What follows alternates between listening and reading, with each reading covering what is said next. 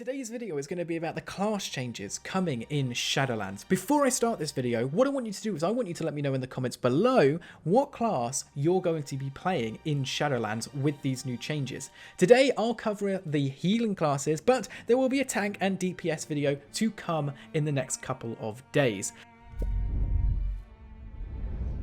Hello there, ladies and gentlemen, and welcome back to another video.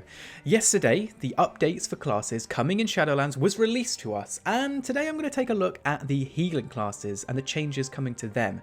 Yesterday I did stream, and by the way, I stream on a Tuesday, Thursday and Friday, and I went through every single class and every single spec, and it took about an hour and a half, and I didn't think you guys would appreciate an hour and a half video. So today, we're just going to be taking a look at the healing classes, because for me, that's the most important. So we're going to start off with the Paladin, a very, very strong healer in Battle for Azeroth, especially for Mythic Plus. The Azerite trait, Glimmer of Light, has boosted Paladins to be playing at the top tier again. Method used them in their raid, and they seemed really, really powerful. So let's take a look at the Holy Paladin in general. So it's good to see that the Azerite trait, Glimmer of Light, moves to a space in the level 50 talent row, competing with powerful existing options such as Beacon of Faith, while Holy Paladin's Aura talent has now been replaced by the class-wide Aura bar. Aura Mastery continues to give Holy Paladins the unique ability to give any aura a special empowerment. Before we move on and talk about the actual Holy Paladin in detail and what this means, let's take a look at the Aura management and empowerment. So it says here, as Champions of the Light, all Paladins can use powerful auras to safeguard and enhance their allies. Consecration Aura returns to all Paladins, reducing the duration of interrupts and silences. A redesigned Retribution Aura allows Paladins to avenge fallen allies for a short burst of avenging wrath, giving these holy warriors the strength to vanquish foes or keep their remaining allies on their feet. Crusader and Devotion Auras are also available for Paladins. This is perfect for Paladins. This is what is missing with Paladins. Even though, in my opinion, the Holy Paladin was the best healer in Battle for Azeroth, this is amazing. Consecration, all the time. Perfect. I love that. The fact that you're able to use Avenging Wrath, it's not just a cooldown now. A short burst of it will really boost up those numbers when an enemy dies. And talking about that, that's going to really help in raids. So if you're nearing the end of a boss and a couple of people are dropping off, that Avenging Wrath is going to help you keep those last remaining allies up. So I find this really interesting. Now, the Holy Paladin is probably one I'm going to be taking a look at in Shadowlands again, because I was that impressed with it in Battle for Azeroth. The other changes coming to Paladins in general, but it will affect Holy Paladins, is all Paladins now have access to more talents, allowing them to manipulate and spend Holy Power. Holy Power returns as a resource for all Paladins to use to fight off attackers and defend their allies. Abilities such as Crusader Strike and Hammer of Wrath grant Holy Power on use, which then can be spent to call upon the most powerful forms of light, including Word of Glory and Shield of Righteousness, to vanquish foes and protect allies. The Divine Purpose talent will be available for all Paladins to select and standardize all their specializations, allowing their abilities that spend Holy Power to have a decent chance to make their next Holy Power spending ability free and increase its damage or healing output. Holy Avenger allows the generation of huge bursts of Holy Power in a short window. So I mean, it allows Paladins to really get in with the burst healing. Paladins have really been, for the last couple of expansions, single target healers, and they always, thinking about it, they always have been, but giving them this option. But with these changes, it really looks like Holy Paladins are going to be giving another boost. At this moment in time, it would not surprise me if Holy Paladins are up on the top of the healing meters. Am I impressed? Yes, I am. Let's move on to the next one. So next we have the Mistweaver Monk, a one which I think took a hit in Battle for Azeroth. In Legion it was unbelievably powerful, and in raids in Battle for Azeroth it wasn't too bad. It wasn't one that I wanted to jump into. The one bit of content that I did want to jump in with the Mistweaver Monk was PvP. So let's see what the Mistweaver Monk changes are. So all Mistweaver Monks will be able to use Invoke Yulon, the Jade Serpent, to summon the Celestial, who heals allies by Celestial Breath, and spawns healing spheres by nearby enemies. Interesting. It feels like they're trying to make the Mistweaver Monk a little bit more AoE.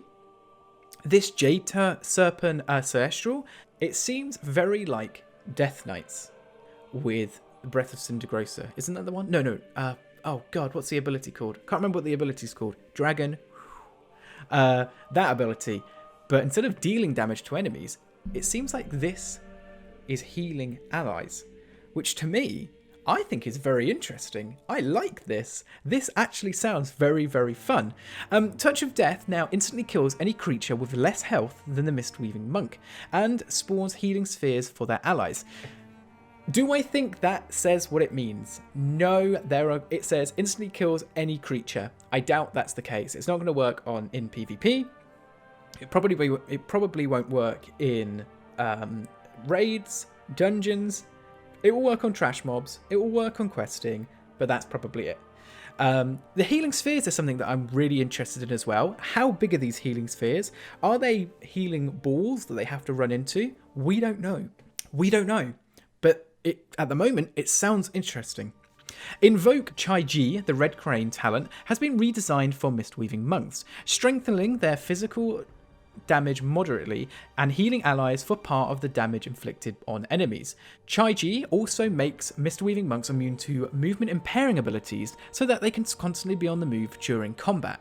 So this feels like Mistweaving Monks are going to be viable for PvP again in Shadowlands. I didn't really use the talent, the Red Crane, because I used the Jade Serpent Totem, but it looks like they aren't removing that, so depending on what numbers are, this talent may be dropped for me still. The Serpent statue does so much healing, especially in dungeons, that this talent doesn't seem viable at the moment. Now, if you've played a Mistweaving Monk and you understand what Fist Weaving is where you deal damage and you heal, this could be quite powerful.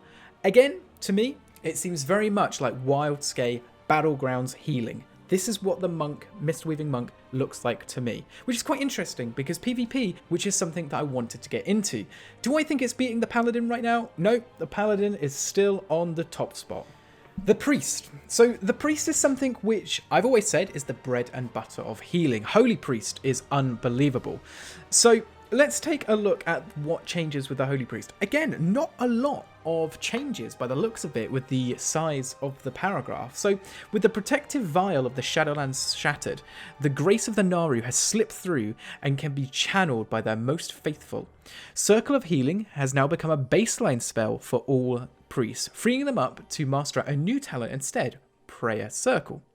Prayer Circle empowers Circle of Healing, reducing the cast time of Prayer of Healing moderately for a short amount of time when cast. This is my problem. I never really use Circle of Healing anyway, so depending on how much it empowers it by, it could be very powerful. There's nothing they can really do with there's nothing they can really do with the Holy Priest to make it bad, I want to say. But I mean, anything that changes it up a little bit is cool. I think the one that we're all looking forward to talking about here is the Discipline Priests. So the Discipline Priests are masters of balancing the forces of light and shadow. The changes in Shadowlands cover both ends of that spectrum.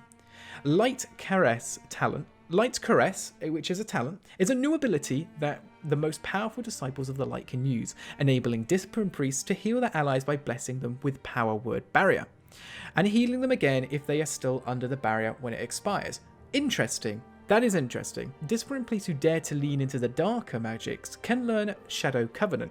This reimagined talent instantly heals a chosen hero and 4 other injured allies within a small area, and moderately increases the damage that the priest does for a short period of time, during which they can not cast any holy spells.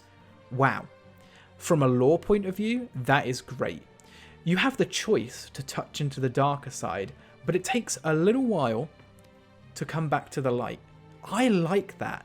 It may not be a great numbers mechanic, but it is an interesting and very lore-friendly ability.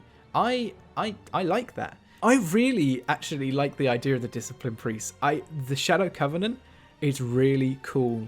I think that is amazing, really, really good. Some people may be pissed off because it can stop them like doing high numbers, but from a my class is cool point of view, that's unbelievable. The priest is edging up there. Is it? I think the Holy Paladin is just holding on. So at the moment, we're still at Holy Paladin at top. Next, we're going to take a look at the Druid. So this is one which in Battle for Azeroth I didn't like. To be honest, I haven't really ever liked the Druid because I don't like the healing over time. Is it hard? It's not hard. You've got to know the mechanics to know when damage is incoming. I've just never really enjoyed the Restoration Shaman, but I've just never really enjoyed the Restoration Druid. But we're going to take a look at the changes anyway. Swift Mend will return to its historic functionality of consuming a heal over time effect on the target, but with a substantial reduced cooldown and cost. And for moments of special need, the classic Restoration staple of Nature's Swiftness will again allow a Regrowth, Rebirth, or Entangling Roots to be cast instantly.